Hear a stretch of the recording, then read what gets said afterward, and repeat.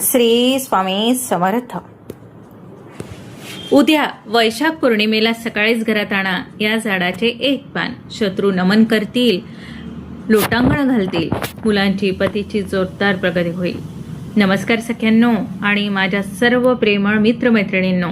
उद्याची उजाडणारी सकाळ ही साधी सुधी सकाळ नाही. उद्या आहे वैशाख पौर्णिमा, ज्याला संपूर्ण जग बुद्ध पौर्णिमा म्हणून साजरी करतं. पण याच वेळी ही पौर्णिमा इतकी खास का आहे हे तुम्हाला माहीत आहे का? कारण उद्या असे काही दुर्मिळ अमृत योग जुळून येत आहे जे कित्येक वर्षानंतर आपल्या नशिबाचे दरवाजे ठोठावत आहे.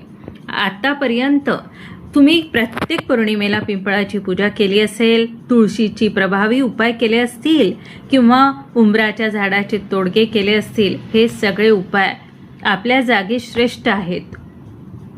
पण कधीकधी आपल्या आयुष्यातील संकट इतकी मोठी असतात की त्यासाठी काहीतरी विशेष आणि गुप्त मार्ग निवडावा लागतो. आज मी तुम्हाला एका अशा झाडाच्या पानाबद्दल सांगणार आहे ज्याचा उल्लेख आपण आपल्या प्राचीन तंत्रशास्त्रात अत्यंत गुप्तपणे केला गेला आहे. हे झाड असं आहे ज्याचं नाव ऐकताच घरातील नकारात्मक शक्ती थरथर कापायला लागतात. तुमच्या मनात असलेली भीती, तुमच्या घरात असलेली गरिबी आणि तुमच्या प्रगतीत असलेले अडथळे दूर करण्याची ताकद या एका पानात आहे. कल्पना करा, केवळ एका विशिष्ट पानाचा स्पर्श तुमच्या घराला झाला तर तुमच्या पतीच्या नोकरी व्यवसायात रखडलेली प्रगती अचानक वेगाने सुरू होईल. ज्या मुलांचं अभ्यासात मन लागत नाही त्यांच्या बुद्धीमध्ये तुम्हाला स्वतःला कमालीचा बदल दिसेल. आणि सर्वात महत्त्वाचं म्हणजे तुमचा असा एखादा शत्रू जो तुम्हाला वर्षानुवर्षे त्रास देतोय, तुमचं वाईट चिंतत आहे, तो शत्रू उद्याच्या या उपायाने तुमच्या समोर चक्क लोटांगण घालेल. तो स्वतःहून नतमस्तक होईल. पण सख्यांनो, एक गोष्ट लक्षात ठेवा, ही शक्ती तेव्हाच काम करते जेव्हा तुम्ही हे पान एका विशिष्ट वेळेत आणि योग्य पद्धतीने घरात आणता. जर तुमची वेळ चुकली किंवा पद्धत चुकली तर या उपायाचं फळ तुम्हाला मिळणार नाही. म्हणून हा व्हिडिओ अगदी शेवटपर्यंत पहा, कारण व्हिडिओच्या मध्यभागी मी तुम्हाला एक असा महाउपाय सांगणार आहे जो तुमच्या संपूर्ण कुटुंबासाठी एक अवैध रक्षण कवच तयार करेल. विषय खूप गंभीर आणि तितकाच प्रभावी आहे, त्यामुळे व्हिडिओला आत्ताच लाईक करा, आपल्या जवळच्या लोकांपर्यंत शेअर करा आणि चॅनलला सबस्क्राईब करायला विसरू नका. तुमची श्रद्धा आणि ईश्वराचा आशीर्वाद मिळवण्यासाठी कमेंट बॉक्समध्ये श्री स्वामी समर्थ, ओम नमः शिवाय आणि ओम नमो भगवते वासुदेवाय नक्की लिहा. तुमची एक कमेंट तुमच्या आयुष्यात सकारात्मक बदल घडवू शकते. चला तर मग वेळ वाया न घालवता जाणून घेऊया नेमकं कोणतं आहे ते चमत्कारिक पान आणि ते कसं बदलायला हवं तुमचं नशीब. वैशाख पौर्णिमेचा दिवस हा हिंदू धर्मात अत्यंत पवित्र मानला जातो, कारण याच दिवशी भगवान विष्णूंनी आपला अत्यंत रौद्र आणि शक्तिशाली अवतार म्हणजेच भगवान नृसिंह प्रगट केला होता. यालाच नरसिंह जयंती असेही म्हणतात. फार वर्षापूर्वी हिरण्यकश्यपू नावाचा एक अत्यंत क्रूर राक्षस राजा होता. त्याने ब्रह्मदेवाला प्रसन्न करून एक अजब वरदान मागून घेतले होते. त्याला वाटले की तो आता अमर झाला आहे. त्याचे वरदान असे होते की त्याला कोणताही मनुष्य किंवा प्राणी मारू शकणार नाही, त्याला दिवसा किंवा रात्री मरता येणार नाही, त्याला घरात किंवा बाहेर मारता येणार नाही, त्याला कोणत्याही अस्त्राने किंवा शस्त्राने मारता येणार नाही. हिरण्यकश्यपूला वाटले की तोच देव आहे. पण त्याचा स्वतःचा मुलगा प्रल्हाद हा भगवान विष्णूंचा परम भक्त होता. हिरण्यकश्यपूने प्रल्हादाला मारण्याचे अनेक प्रयत्न केले. त्याला पहाडावरून ढकलले, अग्नीत बसवले, होलिका दहन केलं. पण प्रल्हादाच्या मुखात फक्त एकच नाव होतं, ओम नमो भगवते वासुदेवाय. एके दिवशी क्रोधाने लाल झालेला हिरण्यकश्यपूने प्रल्हादाला विचारले, कुठे आहे तुझा विष्णू? या खंब्यात आहे का? प्रल्हादाने अत्यंत श्रद्धेने उत्तर दिले, हो, माझा हरी चराचरात आहे, या खंब्यातही आहे. हिरण्यकश्यपूने जसा त्या खंब्यावर प्रहार केला तसा प्रचंड मोठा आवाज झाला आणि खंबा फोडून भगवान नरसिंह प्रगट झाले.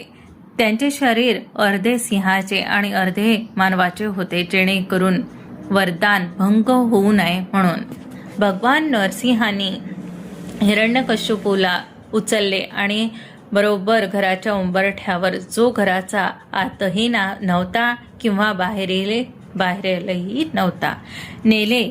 वेळ होती संध्याकाळची, जी दिवसाही नव्हती आणि रात्रही नव्हती. त्यांनी त्याला आपल्या मांडीवर झोपवले आणि कोणत्याही शस्त्राचा वापर न करता आपल्या तीक्ष्ण नखांनी, जी शस्त्र किंवा अस्त्र नव्हती, त्याचे पोट फोडून त्याचा वध केला. ज्याप्रमाणे वैशाख पौर्णिमेच्या काळात भगवान नरसिंहांनी अशक्य वाटणाऱ्या संकटातून प्रल्हादाचे रक्षण केले, अगदी त्याचप्रमाणे उद्याच्या दिवशी तुम्ही जर उद्या या झाडाचे हे पान घरात आणले तर तुमच्या कुटुंबावरील कितीही मोठे संकट, शत्रूची बाधा किंवा अडथळे नक्कीच दूर होतील. कारण हा दिवस वाईटावर चांगल्याचा विजय आहे. सख्यांनो, आपण आपल्या आयुष्यात किती कष्ट करतो ना. सकाळी उठल्यापासून रात्री झोपेपर्यंत फक्त संसाराचा, मुलांचा, भविष्याचा आणि पतीच्या आरोग्याचा विचार करतो. पण कधी कधी असं वाटतं की आपण कितीही डोकं आपटलं तरी नशीब साथ देत नाही. घरात विनाकारण कटकटी होतात, मुलांच्या प्रगतीत खीळ बसते किंवा पतीच्या कामाच्या ठिकाणी सतत अडचणी येतात. कधी विचार केला का असं का होतं? अनेकदा आपल्याला घराच्या आनंदाला कोणाची तरी दृष्ट लागलेली असते किंवा एखादी नकारात्मक ऊर्जा, एखादी अदृश्य शत्रू आपल्या प्रगतीचा मार्ग अडवून धरतो. अशा वेळी केवळ मेहनत पुरेसी नसते, तिथे गरज असते एका दैवी शक्तीची. आणि म्हणूनच आज मी तुम्हाला ज्या झाडाबद्दल सांगणार आहे ते कोणतं साधं सुधं झाड नाही. ते झाड म्हणजे साक्षात आदिशक्ती देवी दुर्गा आणि जगाचा पालनकर्ता भगवान विष्णू यांचं एकत्रित स्वरूप मानलं जातं. या झाडाचं नाव नीट ऐका. याला म्हणतात अपराजिता. या नावाचा अर्थच सगळं काही सांगून जातो. अपराजिता म्हणजे जिला कोणीही कधीही पराभूत करू शकत नाही. मग ती संकटांची मालिका असो किंवा शत्रूची चाल, अपराजितासमोर सगळं काही निष्भ्रम ठरतं. याला आपण सर्वसामान्य भाषेत गोकर्ण म्हणतो. पण थांबा, तुम्ही कदाचित तुमच्या बागेत निळ्या रंगाची गोकर्णाची फुलं पाहिली असतील, पण आज आपण त्या निळ्या फुलांबद्दल नाही तर अत्यंत दुर्मिळ आणि प्रभावशाली अशा पांढऱ्या अपराजिताबद्दल बोलणार आहोत. सख्यांनो, हे झाड म्हणजे पिंपळ नाही ज्याची पूजा आपण नेहमी करतो. हे औदुंबर नाही किंवा तुळसही नाही. हे एक असं गुप्त आध्यात्मिक शास्त्र आहे जे तुमच्या घरामध्ये विजयाचा म्हणजेच विक्ट्रीचा शंखनाद करतं. तंत्रशास्त्र असं सांगतं की पांढऱ्या अपराजितामध्ये अशा लहरी असतात ज्या घरातील वास्तुदोष क्षणार्धात खेचून घेतात. उद्याची वैशाख पौर्णिमा ही अशीच संधी आहे जेव्हा निसर्ग आपली सर्व शक्ती या वनस्पतीमध्ये ओतत असतो. या अमृत मुहूर्तावर जर तुम्ही या झाडाचं फक्त एक पान मी सांगणार आहे त्या पद्धतीने घरात आणलं तर विश्वास ठेवा, तुमच्या नशिबाचं गंजलेलं कुलूप सुद्धा उद्या उघडू शकतं.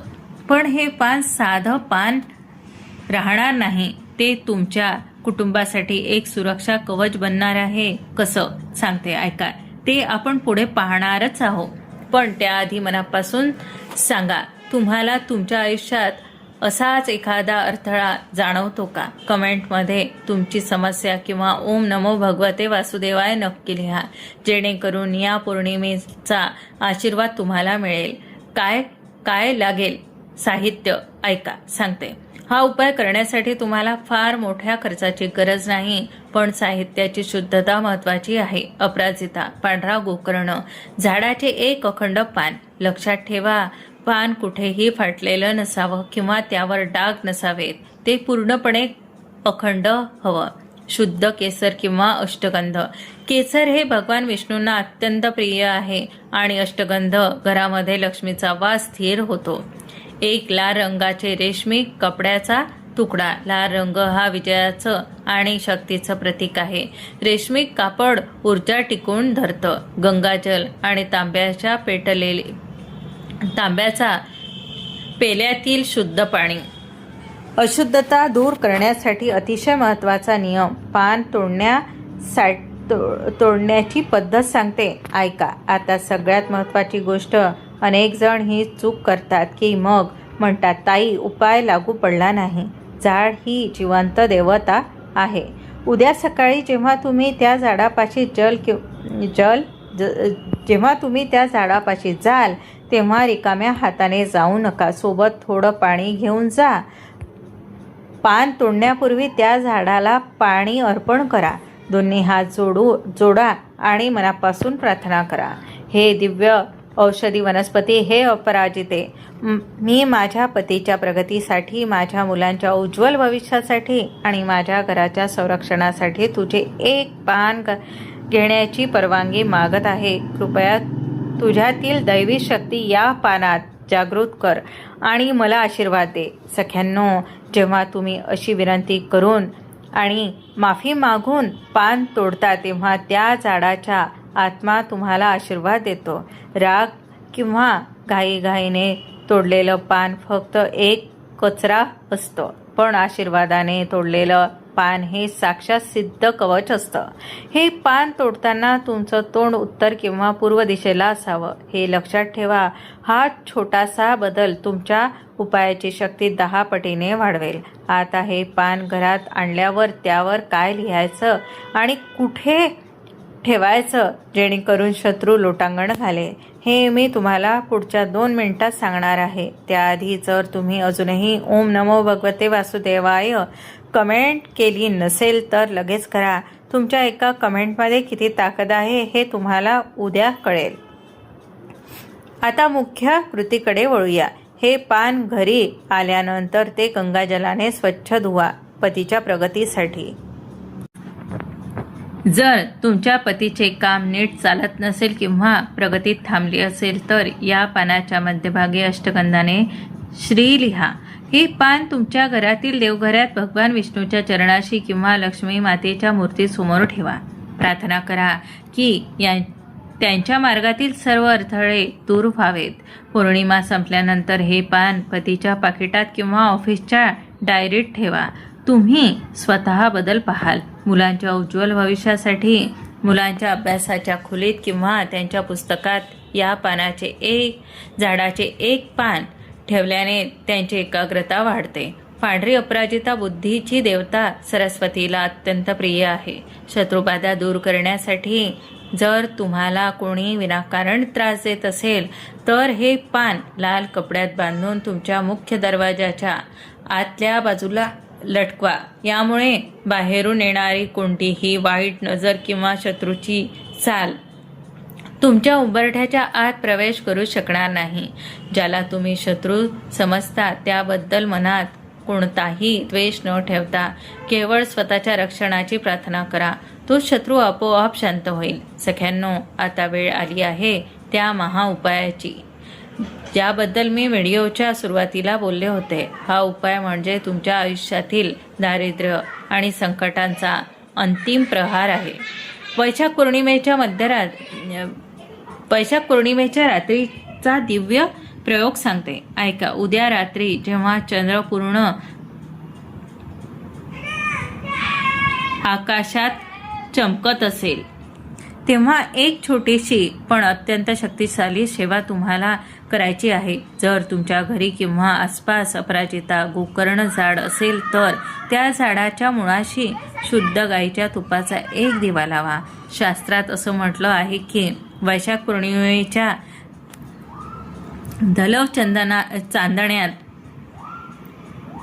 चांदण्यात या झाडाखाली साक्षात महालक्ष्मीचा वास असतो. हा दिवा लावताना मनात एकच इच्छा धरा, हे माते, माझ्या घरातील अंधार दूर कर आणि स्थिर लक्ष्मीचा आशीर्वाद दे. जो कोणी हा दिवा मनापासून लावतो त्याच्या घरात वर्षभर धनाची कमतरता भासत नाही. असं आहे शास्त्रोक्त सत्य आहे. विनाकारण होणारे खर्च थांबतात आणि घरात पैसा टिकून लागतो. का म्हणावे याला विजया सांगते. सख्यांनो, तुम्हाला माहीत आहे का, आपल्या प्राचीन ग्रंथामध्ये आणि पुराणामध्ये अपराजिता या वनस्पतीला विजया असं संबोधलं गेलं आहे. हे नाव उगाच पडलेलं नाही. इतिहास सांगतो की पूर्वीचे थोर राजा महाराजे जेव्हा एखाद्या मोठ्या युद्धावर निघायचे तेव्हा ते विजयाची खात्री करण्यासाठी अपराजिताच्या पानाचे दर्शन घेत असत किंवा हे पान आपल्या शिरशास्त्रात मुकुटात ठेवत असत. त्यांना माहीत होतं की ही वनस्पती समोरच्या शत्रूची बुद्धी भ्रष्ट करायची आणि आपल्याला यश मिळवून देण्याची ताकद ठेवते.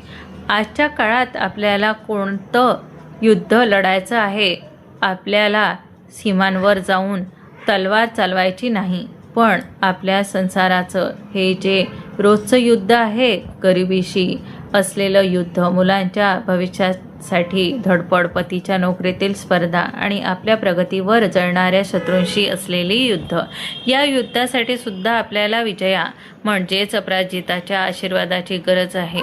जर हे पान छत्रपती शिवरायांच्या काळात किंवा त्यांच्या आधी योद्ध्यांच्या काळात इतकं महत्त्वाचं होतं, तर आपण आपल्या कुटुंबाच्या सुखासाठी हा छोटासा पण खात्रीशीर उपाय का करू नये.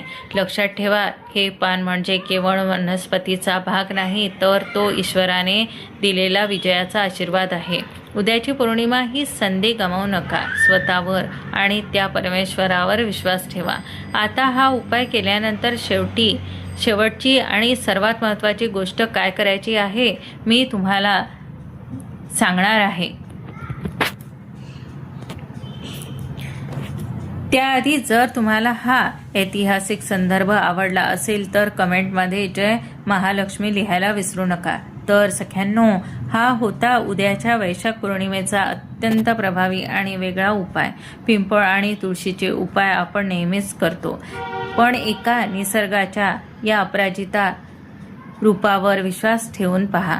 मनापासून केलेली प्रार्थना कधीच वाया जात नाही. मला खात्री आहे की तुम्हाला ही माहिती आवडली असेल आणि तुम्ही नक्की अंमलात आणाल. तुमचा अनुभव मला कमेंटमध्ये नक्की सांगा. जाण्यापूर्वी पुन्हा एकदा विनंती, जर हा व्हिडिओ तुम्हाला माहितीपूर्ण वाटला असेल तर लाईक करा आणि आपल्या जवळच्या मित्रमैत्रिणींना शेअर करा, जेणेकरून त्यांनाही याचा लाभ मिळेल. चॅनलला सबस्क्राईब करायला विसरू नका, जेणेकरून असेच आध्यात्मिक आणि सत्य उपाय तुम्हाला रोज पाहायला मिळतील.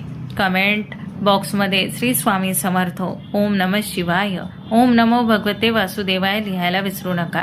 ईश्वराची कृपा तुमच्यावर आणि तुमच्या कुटुंबावर कायम राहो हीच प्रार्थना. धन्यवाद. भेटूया पुढच्या व्हिडिओमध्ये. तोपर्यंत आनंदी रहा. श्री स्वामी समर्थ.